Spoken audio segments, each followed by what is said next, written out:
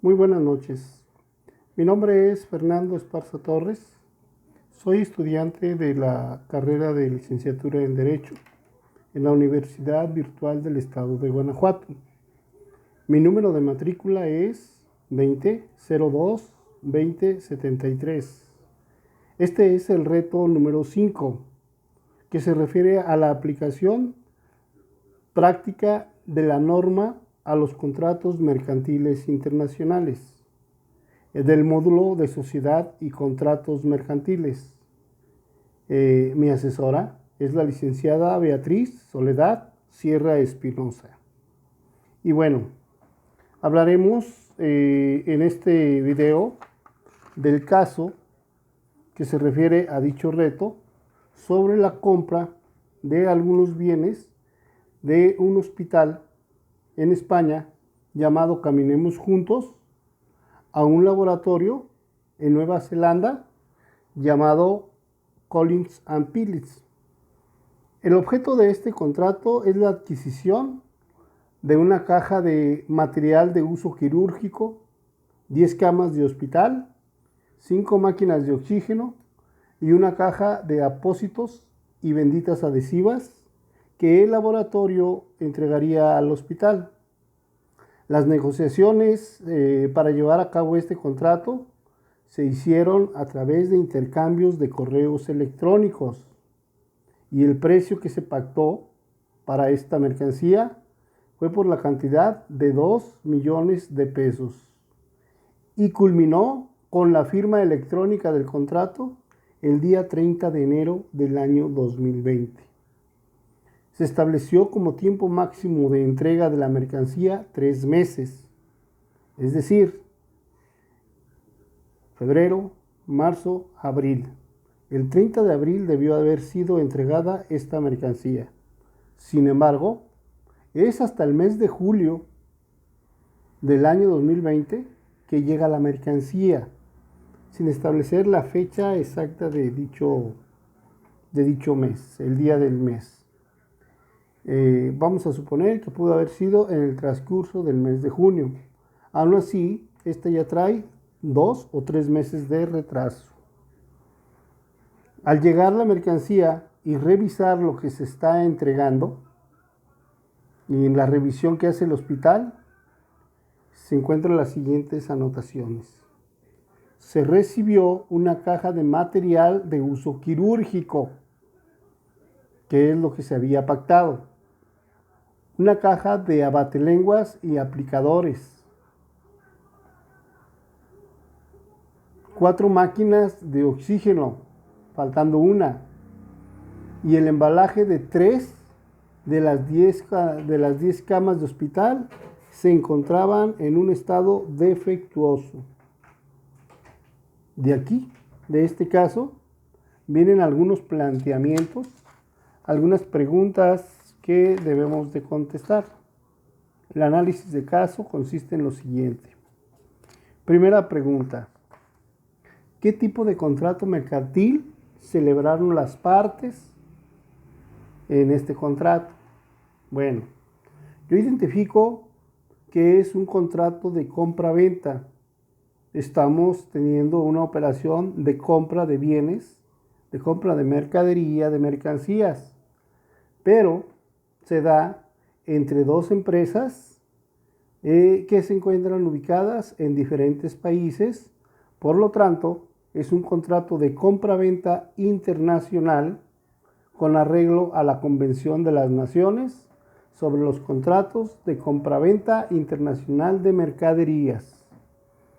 Este contrato obliga a un comprador a pagar a otro llamado vendedor los productos intermedios o finales o mercancías entre 2 empresas. En este caso, estamos hablando del Hospital Caminemos Juntos y del laboratorio Phillips and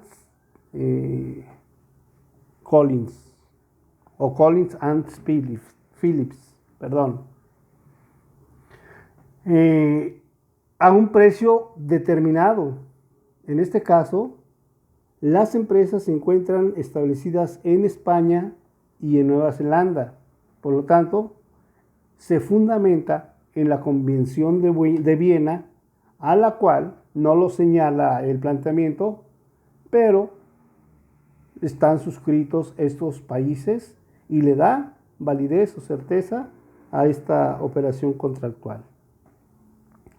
La pregunta número 2 se refiere al contrato, si se puede considerar de carácter internacional y por qué. Bueno, es internacional por el simple hecho de que las operaciones se llevan a cabo entre empresas de diferentes países. Como ya habíamos señalado, una se encuentra en España y otra se encuentra en Nueva Zelanda. Los nombres de estas son Caminemos Juntos y Collins and Phillips. Una es un hospital y otra es un laboratorio. Por lo tanto, sí es un contrato internacional. La pregunta número 3, el planteamiento número 3 nos dice: ¿qué tipo de contrato internacional celebrado por medios electrónicos identificaste? Bien, este es un contrato electrónico, efectivamente. Es internacional porque se da entre dos empresas de diferentes países, como ya lo mencioné, pero la modalidad que identificamos aquí es la forma en que estas empresas establecen las condiciones y pactan y dan formalidad a dicho contrato, que es a través de una serie de correos electrónicos, ¿sí? Por lo tanto, siendo considerados los mensajes digitales como elementos formales de la contratación de este tipo de instrumentos, bueno, pues la evidencia es efectivamente los correos los que le dan la formalidad, los acuerdos que establecen las empresas. Las legislaciones de algunos países ya identifican de manera formal o especial este tipo de contratos y los regulan, ¿sí? Ya se ha tenido avance en la regulación de actividades mercantiles de carácter electrónico y entre ellos pues está principalmente la compra-venta de bienes, de mercaderías de carácter internacional. En algunos países, si la regulación no está legislada, si no está identificada, bueno, pues entraríamos a un contrato de características atípicas. Características atípicas se refiere a que no hay una legislación concreta para esto, pero que son reconocidas ya por el derecho internacional y que se encuentran dentro del campo del derecho comparado. Por lo tanto, creo que pudiéramos decir, en resumen, en este punto, que es un contrato de medios electrónicos internacional, correo electrónico, y en algún supuesto pudiera llegar a ser atípico. La siguiente pregunta nos habla de las obligaciones que corresponden a cada parte por la suscripción del contrato. Bueno, como estamos hablando de un contrato de compra-venta, pues identificamos a un vendedor y a un comprador como las partes actoras del mismo. El vendedor viene siendo el laboratorio instalado en Nueva Zelanda y el comprador el hospital instalado en España. ¿Cuál es la obligación del vendedor? Bueno, la entrega de bienes en las condiciones que habían pactado, cosa que no sucedió. Transmitir la propiedad de dichos bienes. Ahí se generan los documentos, las facturas, los recibos que amparan la transmisión de la propiedad de dichos bienes. Ofrecer las garantías necesarias para que el bien debiera de haber llegado en las condiciones que habíamos establecido, como ya se señaló. Y responder de los vicios ocultos que se pudieran encontrar, en la entrega de los bienes. al ser una operación realizada por medios electrónicos y no tener la certeza de las condiciones de lo que se pacta hasta que se reciben físicamente, bueno, pues debería de haber esa obligación de responder por los vicios ocultos que se pudieran haber encontrado. Por otra parte, el comprador estaría obligado a la recepción de los bienes en las condiciones pactadas, que en este caso no sucede. Por lo tanto, estaba con todo su derecho de no recibirlos y aceptarlos, por no ser lo que se había pactado, tanto en condiciones como en cantidades y en tiempo. Pagar el precio que se había pactado y el pago de intereses por demora si fuera el caso, que en esta situación fue al revés. La demora fue la entrega de los bienes, no el pago. Bien, en el punto o en la pregunta número 5 nos dice, las partes no señalaron legislación alguna. Entonces, ¿cuál debe aplicarse? Bueno, esta respuesta me generó un poco de incertidumbre y de inquietud. Yo pienso que aquí se aplican las normas del derecho internacional, en las que cada uno de los países se encuentran establecidas. Estas empresas están suscritas mediante acuerdos y tratados internacionales. En este caso, como ya lo mencioné, están sujetas a la Convención de las Naciones sobre contratos de compraventa internacional de mercaderías y que están fundamentadas en la Convención de Viena. Sería redundar un poquito más en esta respuesta, cosa que ya se señaló en preguntas anteriores. La número 6 dice, considerando que la recepción de la mercancía no fue acorde a lo que se celebró en el contrato, ¿qué opciones crees que tenga el hospital frente al contrato? Bueno, la cancelación del mismo. Al no venir en primer lugar en el tiempo pactado, que habían sido 3 meses, ya que llegó aproximadamente en 6, a partir de la fecha de su formalización. En segundo lugar, la mercancía o los bienes llegaron incompletos. Y finalmente, los que llegaron con defectos. Es decir, no venían en las condiciones adecuadas para su recepción.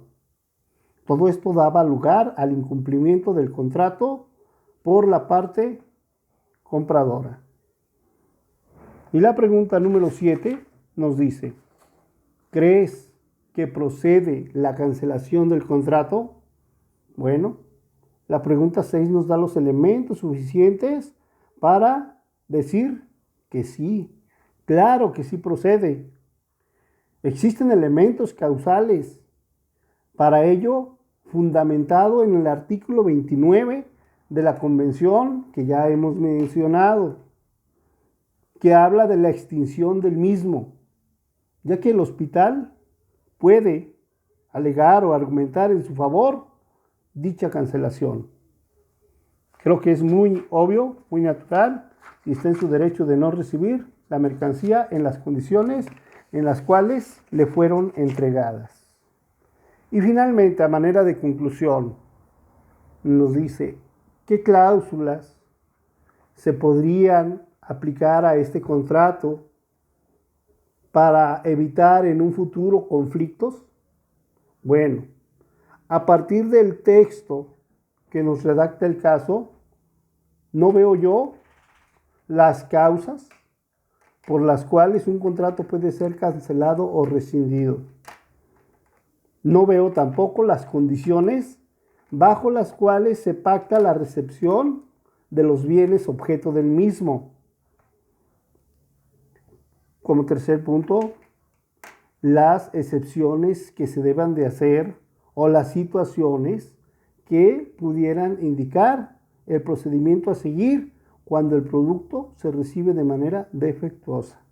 Estamos hablando de una entrega internacional, tiene un costo, tiene una importación, tiene impuestos, tiene una serie de elementos terceros que son afectados, y al no recibirlos, pues nos genera algunas situaciones de carácter fiscal, de carácter aduanal, que nos pueden llevar a un conflicto mercantil o fiscal en ambos países.